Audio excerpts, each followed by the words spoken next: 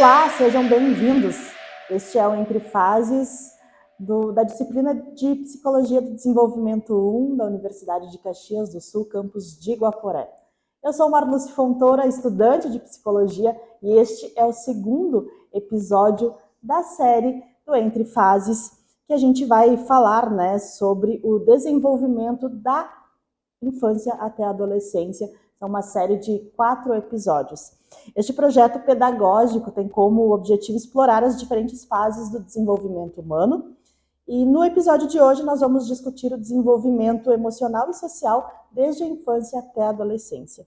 E hoje nós temos o prazer de conversar com o psicólogo Igor Camargo, que é psicanalista também. Ele vai nos ajudar a entender mais sobre a formação da identidade, a regulação emocional e também as interações sociais ao longo dessas fases tão importantes da vida. Então, seja bem-vindo, Igor. Marluce, primeiramente, obrigado pelo convite e pela oportunidade de estar falando com vocês. Então, como você falou, meu nome é Igor, eu sou formado na PUC e atuo na clínica há pelo menos 7 anos agora, em 2024. E eu achei muito interessante a proposta de vocês para tentar, digamos assim, trazer para a parte teórica um pouco da prática que a gente tem no nosso dia a dia, né? Então, para tentar compor um pouco do que você propôs, eu queria trazer um pouco mais da área da psicanálise, que é a área que eu atuo, né, e que eu estudo. E dentro da psicanálise a gente tem fases do desenvolvimento que, em conjunto da cultura e do corpo biológico, elas conversam muito entre si. E isso é uma coisa importante, que a gente nunca pode separar o homem da cultura que ele está inserido e do tempo histórico que ele vive, tá bom? E tentando pensar assim, numa linha de um desenvolvimento mais cronológico, nós começamos na fase do narcisismo, que é aquele período onde o bebê nasce, é o período onde a mãe e o pai têm um manejo mais específico com ele, por causa das necessidades inatas que ele tem, tá bom? Então, dentro dessa primeira fase, a gente passa por um período onde o bebê ele é muito, digamos assim, dependente desse cuidado da mãe, tá bom? Então, dentro dessa dependência, ele vai passar por fases como processos esquizofrênicos ou psicóticos, ele vai passar por processos que depois a gente vê como fases como perversão, mas não como patologia, mas como características da fase normal do desenvolvimento. Depois nós temos as fases da neurose, que são as fases do controle, e cada fase dessas tem uma característica específica. Se a gente pegar a questão do narcisismo, que é talvez a fase que mais se reproduza hoje, não só no período normal e esperado, mas é o que a gente vê também na cultura e vê nas relações como um todo, a gente vê uma necessidade muito grande dessas crianças e desses bebês serem atendidos imediatamente frente às suas necessidades. E por que imediatamente? Porque quando a gente pensa na cultura também, a gente vê às vezes adultos que não conseguem suportar a ideia do tempo, a ideia do postergar a satisfação e acabam criando sintomas. A gente estava falando um pouco antes sobre a questão da ansiedade, né? Sim. E de como a ansiedade ela é vinculada com o tempo.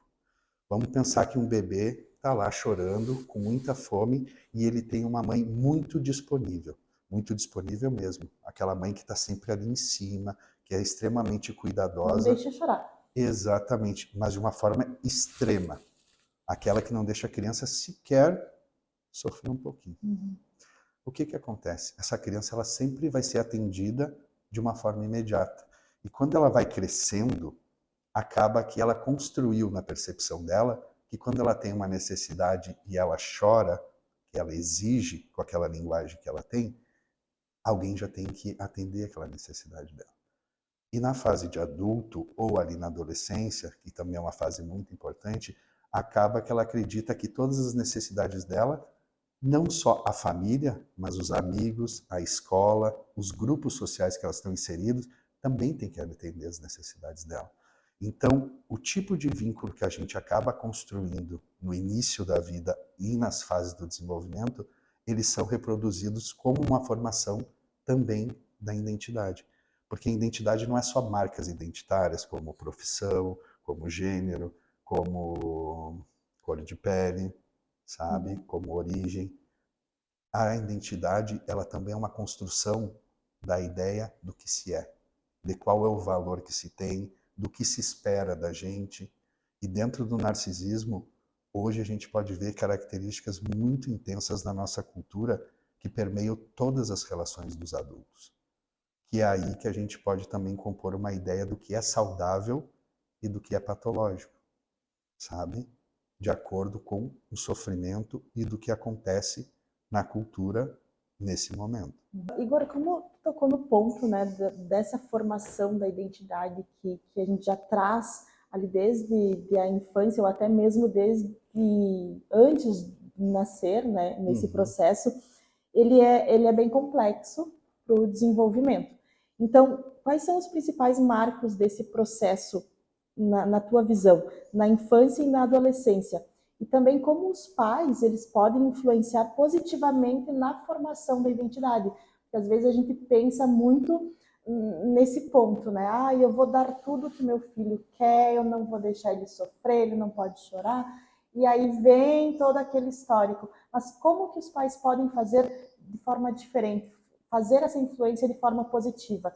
Não precisa deixar teu filho sofrer, mas tu pode deixar ele sofrer de forma positiva, não negativa. Perfeito. Quando a gente pensa em intervenção, muitas vezes vem sempre aquela questão do extremo, né? Uma mãe que está sempre disponível, uma mãe que deixa a criança chorar, digamos, por muito tempo. E não é assim.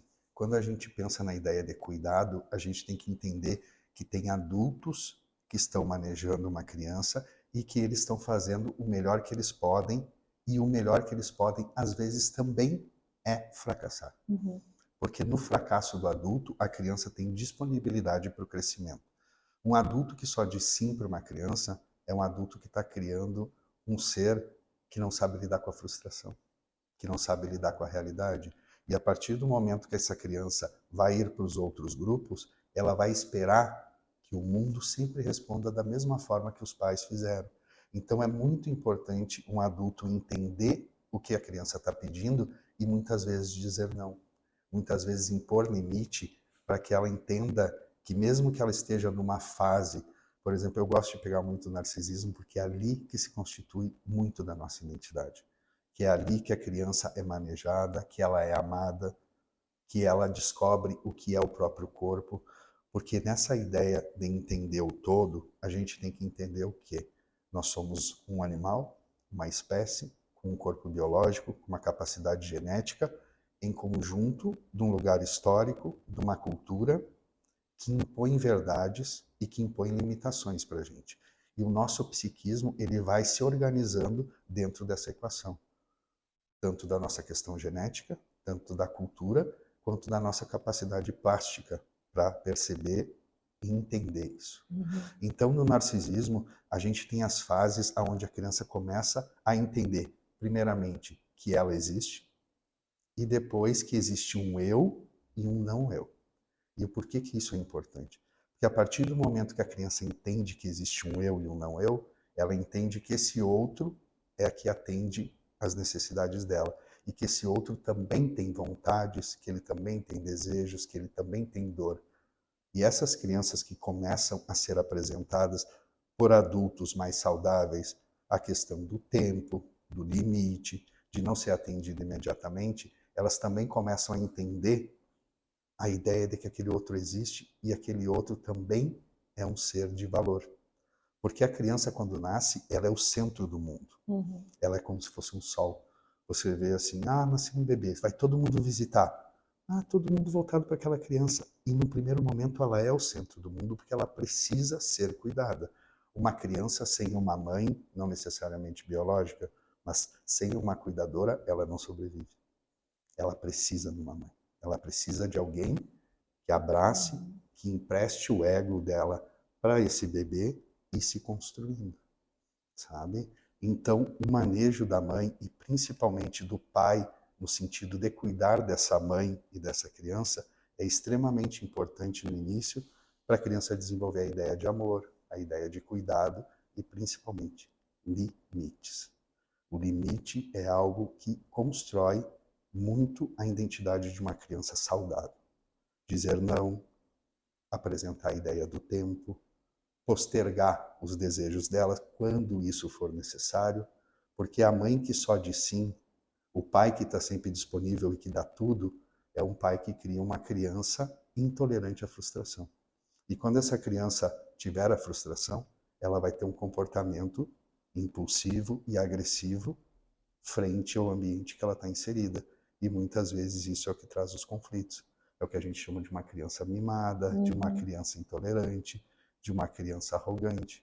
E nada mais é que alguém que nunca foi colocado, imposto limites. Essa criança não é doente, ela não tem uma patologia. Ela apenas foi apresentada ao mundo de uma forma diferente. As necessidades dela sempre são atendidas e sempre foram atendidas. Então ela espera que o mundo sempre seja assim com ela. E aí acho que entra também a parte das interações sociais, né? Que eles acabam desenvolvendo um papel crucial nesse desenvolvimento tanto emocional quanto social, né? Exato. E como essas interações vão evoluindo da infância para a adolescência, fazendo essa transição? Perfeito. Como a gente estava pegando a primeira parte do narcisismo, ali é muito o núcleo familiar, tá? Só que aí a partir de 1 ano até os 3, a gente tem a fase da neurose obsessiva, que a gente chama na psicanálise de fase anal. Por que fase anal? É quando a parte biológica, da questão dos esfíncteres, ela começa a se desenvolver e a criança psicologicamente usa isso com a ideia de controle. Por isso que é neurose obsessiva. Quando você fala de alguém assim, brincando, aquela pessoa é neurótica, aquela pessoa tem toque, é uma pessoa extremamente organizada, é uma pessoa que limpa tudo. Por quê? Porque aquilo ali foi uma forma que ela aprendeu de se defender frente aos afetos desagradáveis, frente aos diques morais, tanto da sujeira quanto do asco. É nessa época que a criança faz o cocô e para ela é uma produção dela, é uma arte. Aí vem o pai e a mãe e diz, vamos dar tchau pro cocô? Vamos. E ela entende, às vezes, de que aquilo é sujo e que ela precisa mandar embora. Isso aí. Então, cada fase ela tem um desenvolvimento biológico que, em conjunto do social, vai criando noções para a criança que ela aprende com o seu psiquismo. É esse encontro. Aí tá, passamos da fase da neurose. A criança aprendeu um pouco sobre o dualismo, aprendeu que, por mais que ela ame um pai, às vezes ela também tem uma raiva e um sentimento aversivo por esse pai e por essa mãe. Então ela conseguiu saudavelmente passar dessa fase. Aí ela entra na fase do Édipo. E é interessante na psicanálise porque a psicanálise, por mais que faça parte da psicologia, ela pega outras gamas de conhecimentos científicos para entender o ser humano como um todo. Como a gente estava conversando, a psicanálise é filosofia, é antropologia, é sociologia, é física, é biologia. Então a gente se apega a muitas coisas para entender aquele fenômeno humano. E o criador, o Freud, na época dele ele lia muito filosofia existencialista, ele era um cara que lia muito sobre os mitos, principalmente os mitos gregos, e ele percebeu que a partir dos 4, 5 anos, a gente vive uma fase que ele denominou como fase edípica, complexo de Édipo. E o que é esse complexo de Édipo? No mito, o complexo de Édipo tem a ver com pai, mãe e um menino, tá bom? Mas quando a gente tem um paciente, a gente entende como eu, meu desejo, e alguém que vem fazer essa castração ou esse impedimento. Por quê? Porque no primeiro momento, a criança e a mãe são uma unidade. Eles são uma coisa só. E quem está sobrando é esse terceiro, que é o pai. Só que a mãe, ela não é só uma mãe. Ela é uma mulher, ela é uma esposa, ela tem o trabalho dela. E o pai, aos poucos, vem se inserindo nessa relação e vai colocando as leis, as normas e as regras. Então é a partir daí que as crianças vão para a escola. Por quê? Porque é a partir desse momento que eles também começam a entender sobre regras, sobre limites de uma forma mais clara e direta. E a partir desse entendimento, então, da criança, de que ela não pode tudo, de que o desejo dela não pode ser realizado porque existe normas e leis que impedem, ela consegue se inserir mais saudavelmente no campo social. Então, essa interdição, essa castração, que a gente chama de uma forma teórica, ela nada mais é do que uma busca para trazer essa criança para um processo de identificação, isso mais falando do menino, tá? Em relação ao homem, para ele buscar a vir ser, desde que esse pai seja um pai admirável, um pouco do que aquele pai é. Então, dentro das fases do desenvolvimento, por exemplo, no narcisismo, a gente tem uma zona erógena específica. O que é uma zona erógena? A zona aonde a gente obtém prazer. Na fase do narcisismo, então, seria a boca. Tudo que a criança faz, ela põe na boca para obter prazer. Seja o chuchar, seja o mamar, seja botar o dedinho na boca. Na fase da neurose obsessiva, são os esfíncteres. E na fase edípica, é o órgão genital. Tá? E por que é importante entender quais são as zonas erógenas? Porque a partir do momento que a criança passa do Édipo, tá? Que a gente nunca passa totalmente, a gente vive o Édipo e passa para a próxima fase, que é a latência, a zona erógena da latência é o pensamento, é a parte intelectual. É aí que a gente vê crianças na escola que se desenvolvem muito bem, que estudam muito bem, e outras que geram conflitos. Por quê?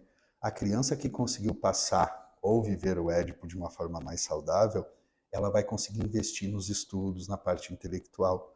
Uma criança que ficou presa ali na questão edípica, se a questão dela é com os pais, ela vai desafiar muitos professores.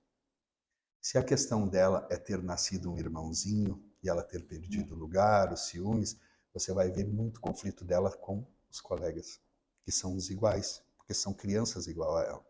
Então, a forma como ela passa de cada fase é a maneira como ela vai se relacionar no campo social que ela está inserida.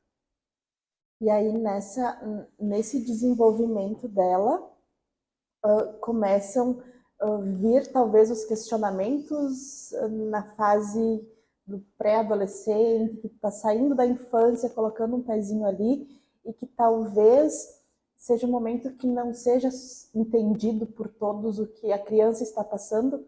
Porque ela está deixando Essas de ser dificuldades que ela criança tem. e começando a vir, acompanhada do desenvolvimento biológico e genético, a ter um corpo de alguém mais maduro. E como que isso afeta a criança? Isso afeta diretamente a autoimagem dela.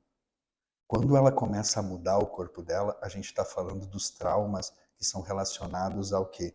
Ao abandono do corpo infantil, ao abandono do pai e da mãe idealizada. E ela começa a se ver com um corpo que agora começa a ter pelos. As meninas começam a passar por uma fase De transformação. até mesmo quando começa a menstruação, que isso é extremamente impactante para algumas meninas, porque elas deixam de viver algo infantil e começam a ter necessariamente um corpo de mulher. O seio cresce. Então elas começam a, no corpo biológico, estimular o desenvolvimento psíquico. Mas isso é um trauma. E é nesses momentos que os pais têm que estar muito atentos, porque ela vai começar, através de sintomas, a expressar aquilo que ela não consegue colocar em linguagem, que é na fala. Porque se a gente entender a linguagem como uma produção humana, a gente vai entender que ela precisa ser aprendida. Que a criança ela tem que aprender a nomear o que sente. Mas para aprender a nomear o que sente, ela tem que ter um pai e uma mãe que reconheça os afetos dela e proporcione que ela reconheça isso também. Porque tem pais extremamente frágeis que não conseguem enxergar a criança. Eles projetam a percepção deles sobre a criança.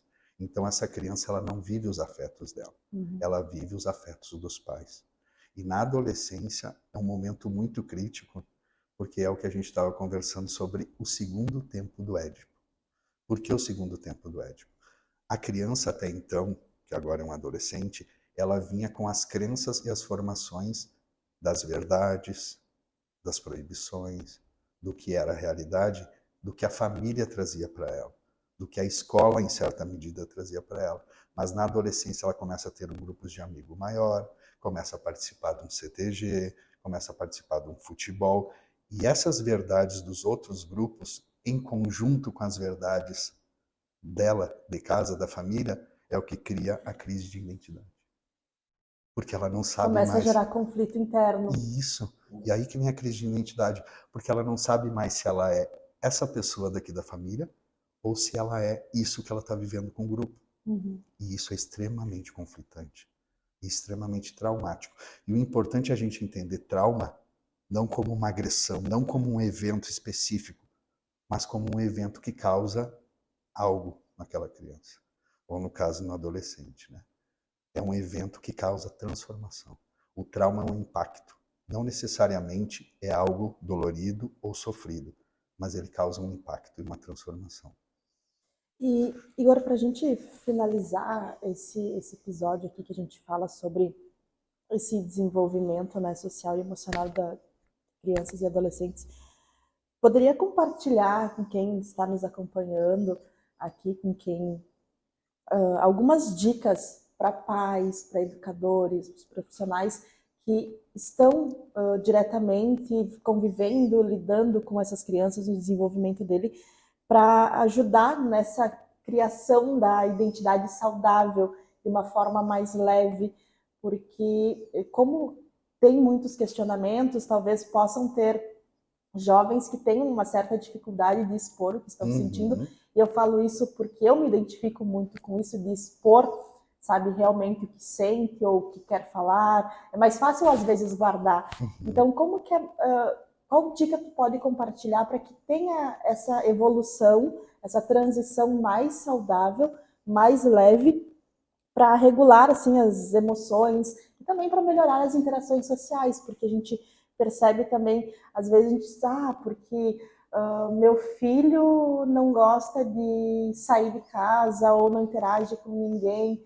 Mas por que isso acontece? O que a gente pode fazer para que isso melhore, sabe? Essas interações, esse desenvolvimento? Sim, como a gente estava conversando agora há pouco, né?